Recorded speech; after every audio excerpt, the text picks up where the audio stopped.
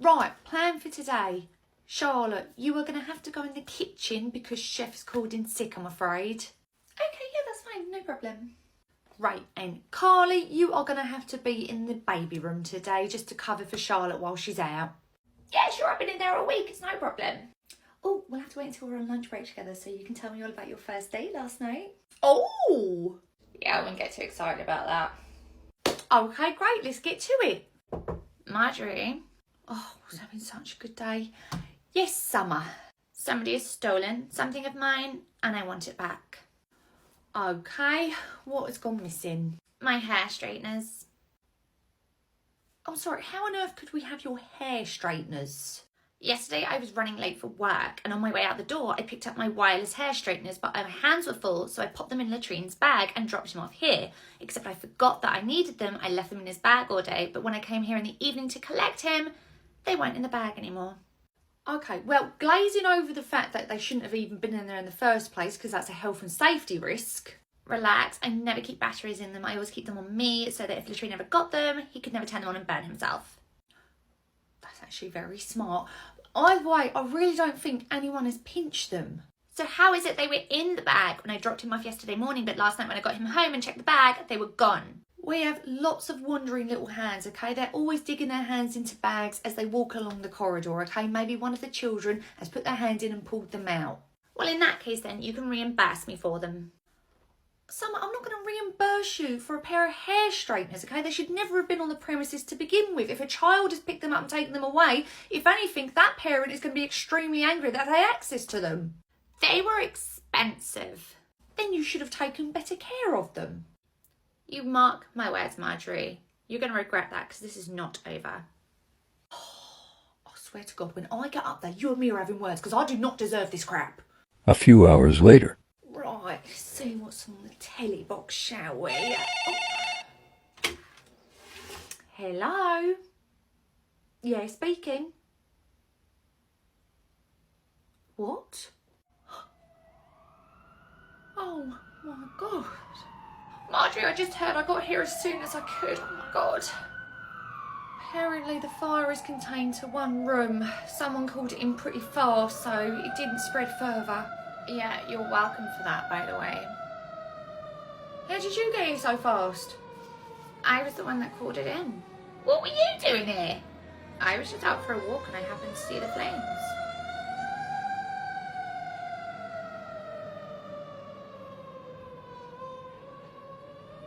Well, I'm sure once it's all taken care of, we'll find out how this fire started. I guess we will. Marjorie, right, I see. Okay. Well, thank you very much for letting me know. All right. Thanks very much. Bye-bye. Sorry, Marjorie, I didn't mean to interrupt you on the phone. That's all right. How can I help? I need to talk to you about something. Okay. Oh, hang on 1 second. There we go. There's something that's been on my mind all week, and truthfully, the guilt is just kind of eating me up now. Oh, this sounds like a serious chat. Sorry, hang on. What's going on? It's about the fire. What about the fire? Well, you know how I was covering in the kitchen that day? Yeah.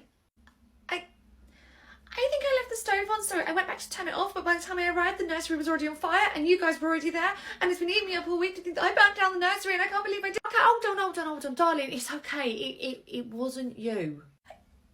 It wasn't? No, my darling. That was actually the fire inspector on the phone. The fire didn't start in the kitchen. Where did it start? It started in the baby room. The baby room? Well, do they know how it started? No, they don't know yet. But if you tune in next week, you'll find out. What was that? What was what?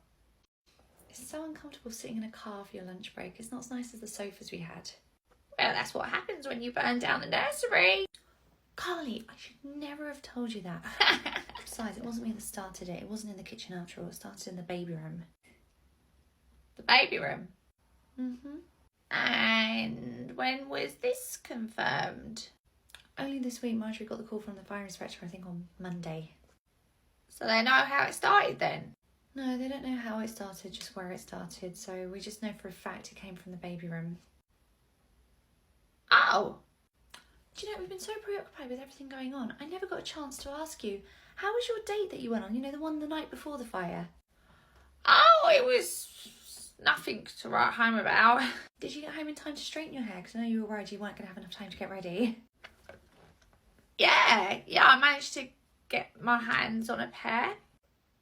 You okay? Yeah. Just wondering if I'll end up in juvie or an adult prison. I will see to it never happens again. All right, bye-bye. Right, we need to confiscate Jodie's mistletoe, okay? That was another parent making a complaint. Marjorie, Autumn, I need to talk to you. Everything all right? No. I think I started the fire. What makes you think that? Well, do you remember the day before the fire started? I was going on a date that night, right? Well, this guy insisted he could only have his dinner at 6 o'clock and no later, so I was really stressed because I had no time afterwards to get ready and my hair was an absolute mess. Anyway, I went to get something out of Latrine's bag and in there I found Summer's hair straighteners. Right. So after all the kids had gone home, I put batteries in them and I straightened my hair. Obviously, I couldn't put them back in Latrine's bag because he'd already gone home for the day, so I put them in the cupboard for safekeeping until the next day. Okay. Anyway, the date was a disaster because he brought his mum. So the next day, I totally forgot about the straighteners because my head was somewhere else. So when I got home that night and Charlotte texted me saying that someone had made a complaint about the straighteners going missing, I quickly ran back to the nursery with the intention of moving them maybe to the hallway to make it look like a kid had moved them. Only when I got there, the fire was already going and I heard it started in the baby room, so I think it was me.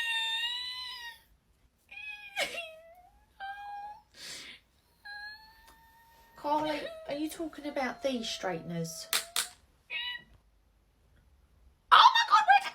Surely they would have been destroyed in the fire in the baby room.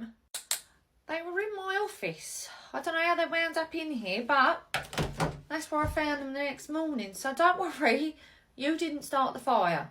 Oh, thank God. Wait, you just let me go on and on about it, knowing full well it weren't me? Only because I'm a bit alarmed at the number of potential arsonists I seem to employ. Okay, only last week it was Charlotte in here telling me she thought she started the fire. Now it's you. Who's next? Winter? It wasn't Winter. How do you know?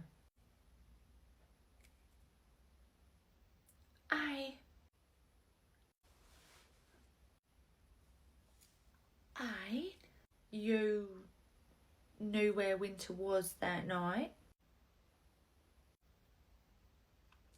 I have spent a great deal of time around people who've started lots of fires. I know an arsonist when I see one. It's not Winter.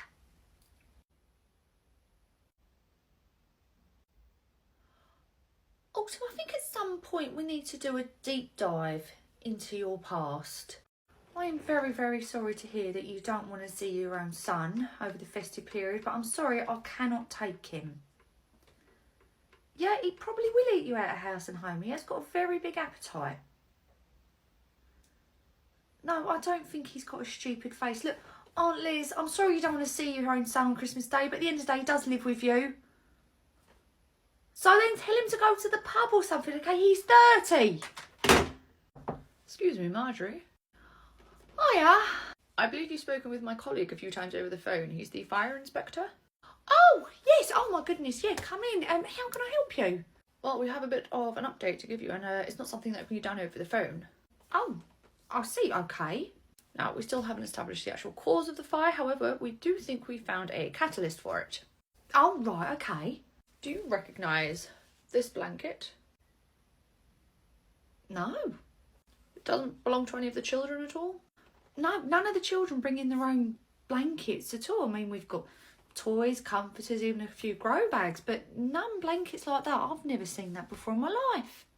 Well, only the corner of it survived. The rest of the blanket was completely burnt away, but we no longer need it for our events anymore, so I thought I would return it to you. Thank you. Looks like it came from quite a big blanket. It's a shame the rest of it burnt away. Well, we actually tracked down the retailer of those blankets. They're sold in pairs. They're sold in pairs? Yep, so just be on the lookout for somebody who has the matching one to that, as they may know something about the fire. I see. Well, thank you very much for the update. No problem. I'll see you later. Right, of course. Thank you. Thank you.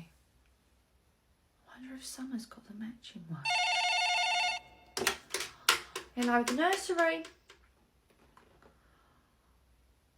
No, Aunt Liz, I will not lock your son in our kitchen over Christmas and shout at him, may the odds be ever in his favour.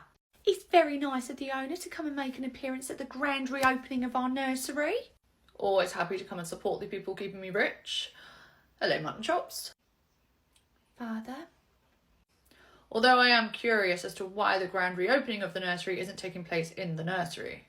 Oh, the paint hadn't quite dried yet, so we didn't think it would look very good for the business to have a load of toddlers running around high on fumes. Smart. Bit curious as to why Siobhan's here. She's with me. What do you mean with you? Is that beer? Come on, Siobhan. They're non-alcoholic, but whatever. I'll be back. I just need to go and break something. Okay. Hello, Marjorie. Everything all right with Autumn? Oh, Winter. I think it's just a family dynamic thing. Hey, sorry to interrupt, but one of the children just spilt their drink all over the blankets and none of them can sit on it now because it's all wet.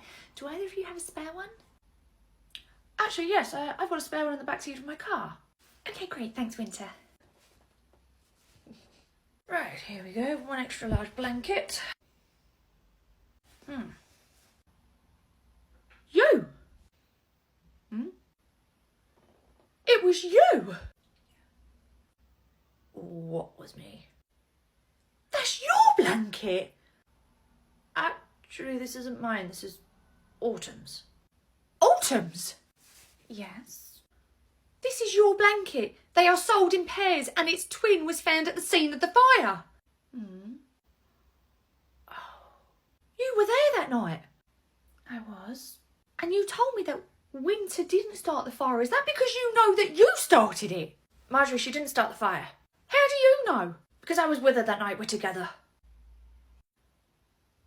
You were both at the nursery that night. Yes, but it's not what you think. What I think is that your blanket was found where the fire started.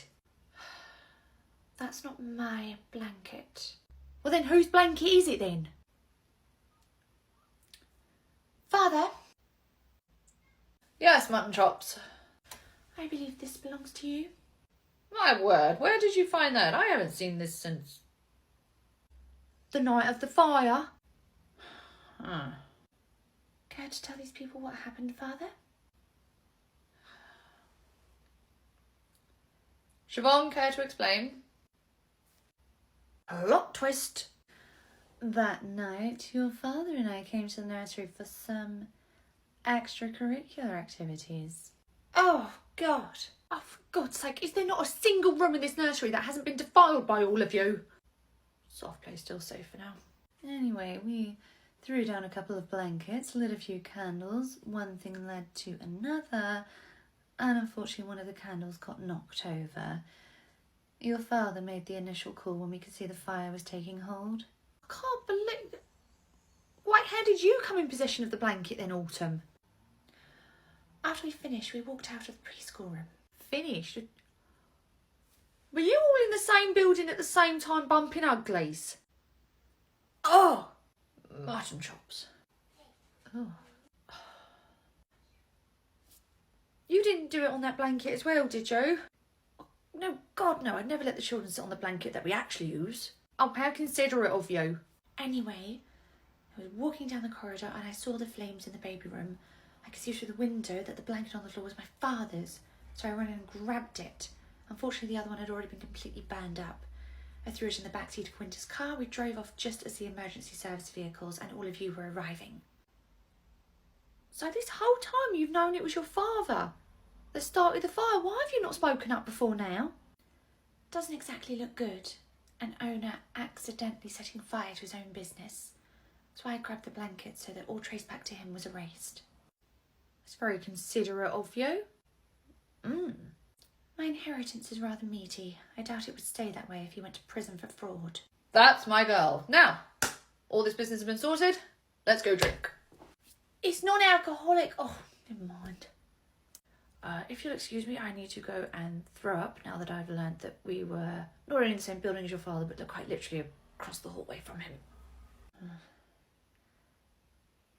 That still doesn't explain how the hair straighteners ended up in our office. Oh, I can take credit for that.